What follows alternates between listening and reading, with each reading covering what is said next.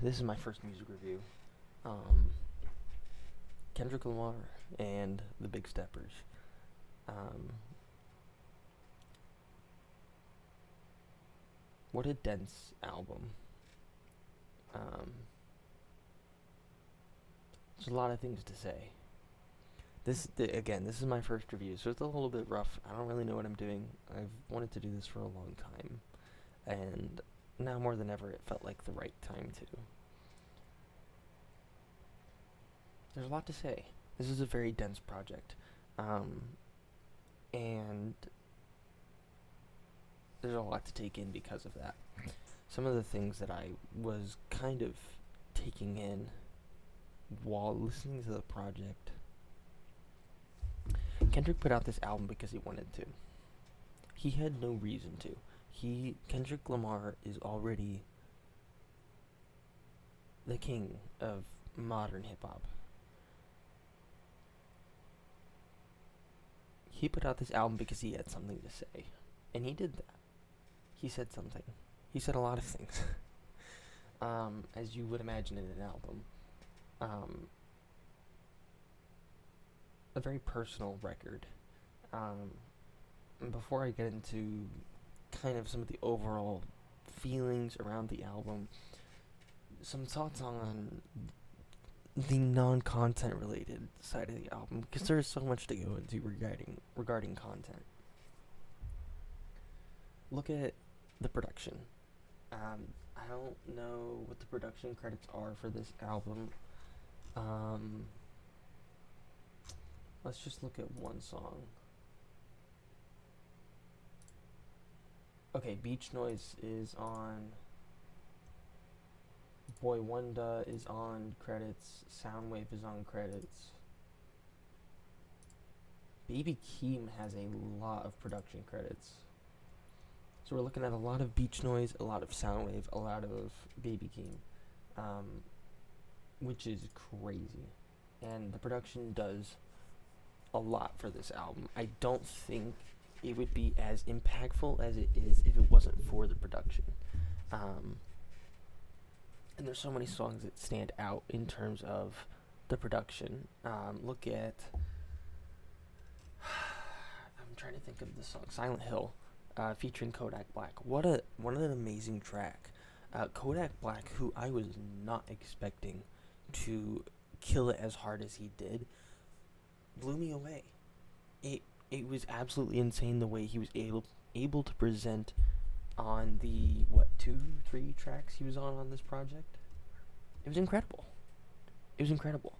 And I think the one that stood out to me most is the interlude. Is it Rich interlude? Yeah, the Rich interlude. Kodak Black is a standout on this album, and he fits so well over the production he's put with. So shoutouts to the production, because it is an excellently produced project, and sonically a successor to Damn. I think this album sounds more like his last project than anything else in his discography. It definitely doesn't sound like Good Kid, Mad City or To Pimp a Butterfly, and yet it also does feel like those albums. Look at the content matter in this album and compare it to Pimp a Butterfly, and you'll find a lot of comparisons. You'll also find a lot of comparisons to Damn. And I think especially in spirituality, that's the case. There's a lot of talk in this album, especially towards the front end. We're talking a lot about fasting. Kendrick Lamar spends a lot of time talking about fasting. And towards the latter half of the album, he also spends a lot of time talking about protecting my soul. There's a lot of talk about faith, talking about being a Christian, and I think he said nobody believing him. And it echoes a lot of the thoughts on Damn. Damn is a record that talks a lot about Kendrick's mortality, and in being a mortal man, there's a lot to be said there about what that looks like for Kendrick Lamar. And he spends a lot of time talking about that on this project. Look at songs like Savior, which in which Kendrick is literally just talking about, I'm no savior. He literally starts off the song saying those same words. Let's look at the lyrics here.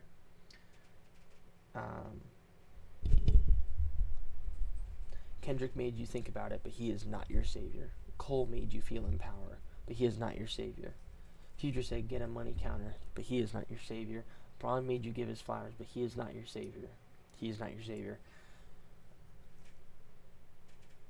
There's literally a whole song on this album, two, if you want to count the interlude, that talk about how Kendrick feels he is not the savior, and he doesn't have that savior complex we've all felt he has recently in discussion about this record. And there's been a lot of people who have said that Kendrick can't save the rap game. I think Kendrick just did. I think Kendrick did just save the rap game. Because look at this album. With the amount of dense work done, what else do you want to describe it as, man? He dropped a good project, and the return to form is incredible. And I want to talk about the features here, because this is a good point too. Kodak Black was incredible. There were rumors a few months ago that he would be on this project. He tweeted something about being in the studio with the GOAT. Honestly, I was like, he probably means like Future or something. Like, not everybody considers Kendrick Lamar the GOAT, even though he is. But I'm shocked he actually was talking about Kendrick Lamar. And, yeah, I mean, look. He was in the studio with Kendrick Lamar, and he did an excellent job on this album. I couldn't be more shocked by how good the work is on this project. Every song he's on is incredible, and same for Baby Keem. Baby Keem not only did so much for the production on this album, but also in terms of his features, he did incredible. There has been times in the past where I felt Baby Keem is a little bit disappointing. Look at the Melodic Blue. Not every song on that album is good. There are duds. It's a great record, but it is not perfect. He killed it. He killed it here. So did Kodak Black. I'm not the biggest fan of Kodak Black, and I thought that Kodak Black's inclusion on this album was necessary. The features here are just great. You also have Ghostface Killah with one verse, which I thought, even though it was only one verse, it was great. It was an excellent verse. And you also have Tana Leone on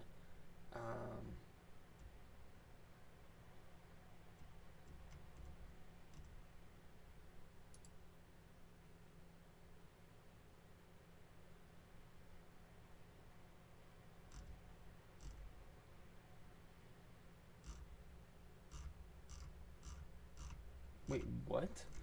Hold on, I'm looking at...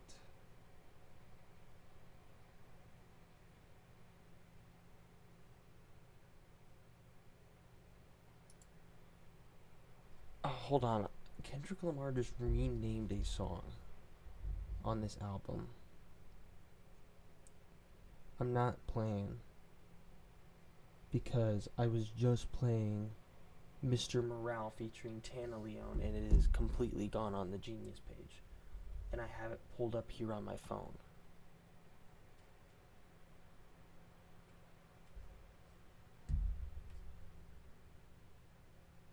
Like, the rest of the songs are here, right?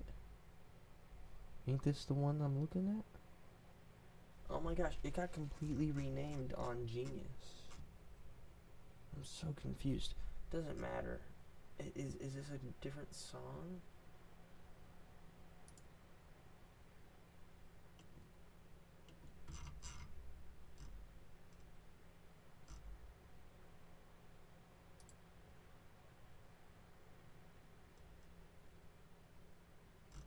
Something happened with Genius. I don't know what happened there.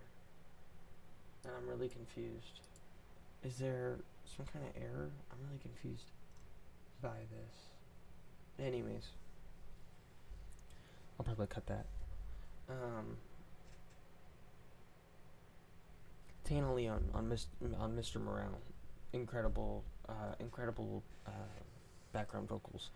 Altogether, I think the features were amazing. Um, Definitely everything that I expected it to be. And again, with the production, those two mixed together makes an incredible experience. Um,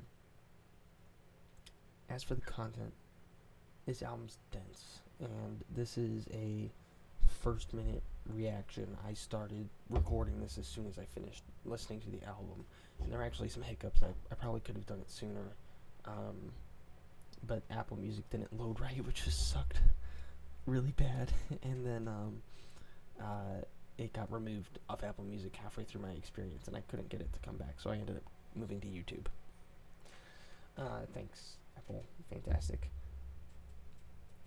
This album's dense, and it is going to take quite some time for this to really soak in with my, like, how it feels. It's a very emotional record, and I don't think it's something that you can really say for certain what it feels like right off the bat. There's a lot of people who felt that way with Damn. They completely either wrote it off or hailed it as a classic, and I don't think you can do that with an album like Damn. Similarly, as the way I don't think you can do that with an album like Mr. Morale and the Big Steppers. This album is going to take some time to marinate in the hip hop genre, and the community is going to take its time with this album. There's a lot here, and I really do hope that people take their time with this one, because I think there's a lot of people who need to hear the things that Kendrick Lamar is talking about on this record. There's so much emotion here, and also so many thoughts.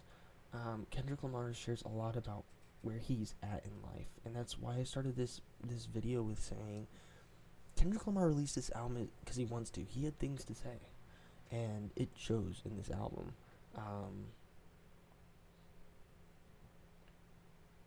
It's incredible. He really shares a lot of information here, and I am grateful for all of it. There's not a single song here that really let me down, and there's several that really shocked me. Again, Kodak Black knocked it out of the park.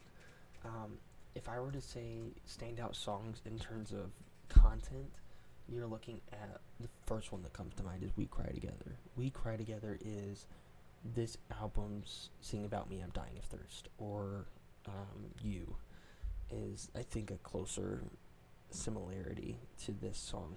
We Cry Together is one of the must-hear songs on this album.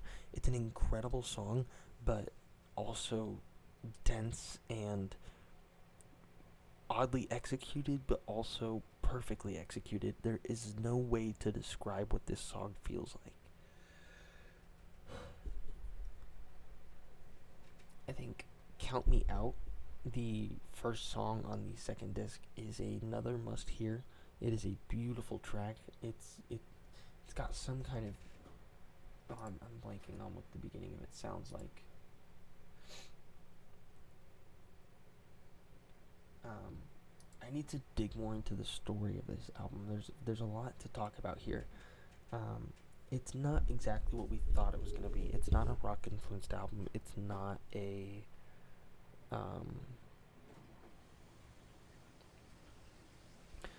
It's not a play. It is a story, but I don't quite understand it yet. And you can see that because there are parts of this album that read like story, but I don't understand it yet.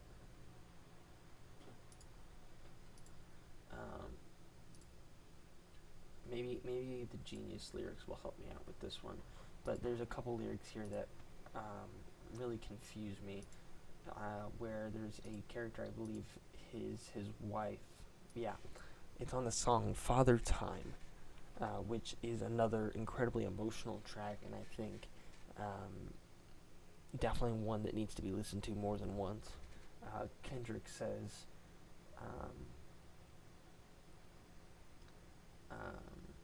he's arguing with somebody saying, I don't want to go to therapy. You really need to go to therapy, Kendrick.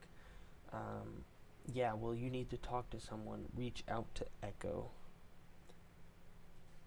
And that really stuck out on my first listen. And I don't understand who Echo is.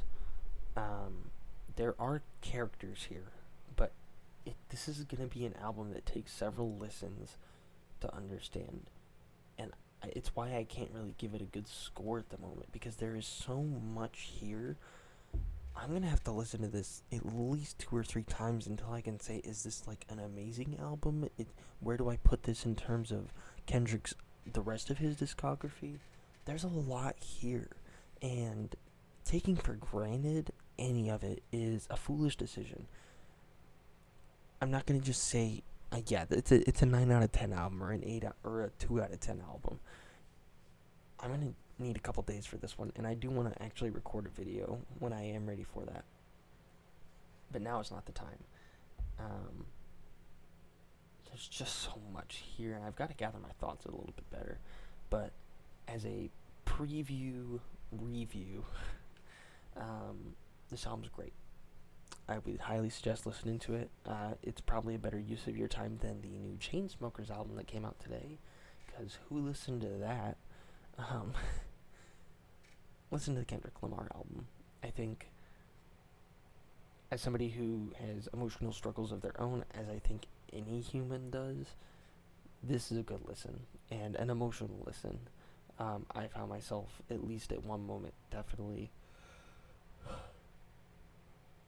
tearing up, because there is some content on here that is unique. You don't really hear this stuff from this genre of music, and I'm glad it's being discussed openly, and I applaud Kendrick for Lamar for what he's done here. I'm excited to dive into this a second time. As a big Kendrick Lamar fan, I've been excited for this drop for years, and having it finally here doesn't even feel real. And even after listening to it, it still doesn't feel real. And it's going to take time for this really to soak in. So I'm going to do that, and I hope somebody sees this review. I don't know. I don't know if anybody will. It's my first time. But it's an exciting one, just like this album. So you should go listen to it. And thank you for watching my video. This is Milo. Have a nice day.